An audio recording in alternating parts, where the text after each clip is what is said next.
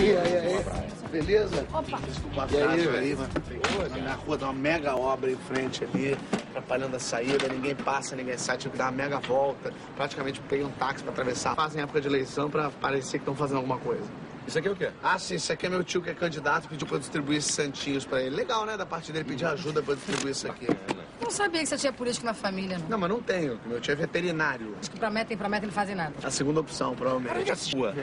Tipo, sei lá, sauna, piscina, jatinho. E vem cá, já sabe qual vai ser seu cargo se ele for eleito? Como assim, meu carro?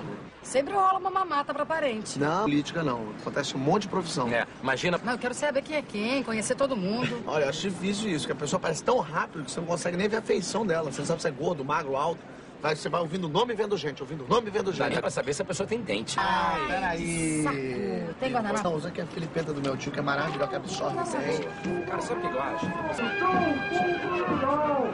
Podia melhorar um pouquinho a qualidade do som, né? Sei lá, pra gente pelo menos entender o que eles estão falando. Não falam nada com nada mesmo. Amigo, por favor, uma chegadinha aqui. Quem você vai votar pra deputado, hein? Edivaldo, uma coisa assim, é Dona Gilda lá que mandou. Dona Gilda. Quem é a Dona Gilda? A moça lá da comunidade, ela ajuda lá a gente. Esses dias ela organizou uma quermesse. Não, deixa, esquece. Tudo bem. Obrigado, amigo. Tá Obrigado. ótimo, aqui, ó.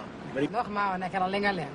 Eu não sei porque que eles não bolam uma coisa mais criativa pro debate, pelo menos pra segurar. Olha só, já distribuí, só falta agora... Fábio, seu tio não é picareta, não, é? Olha só, até onde eu sei não era, tá? Mas agora depois de eleito não posso garantir mais nada. Eu já pedi pra ele não me fazer passar vergonha. Peraí, gente! Pega aquele tretão!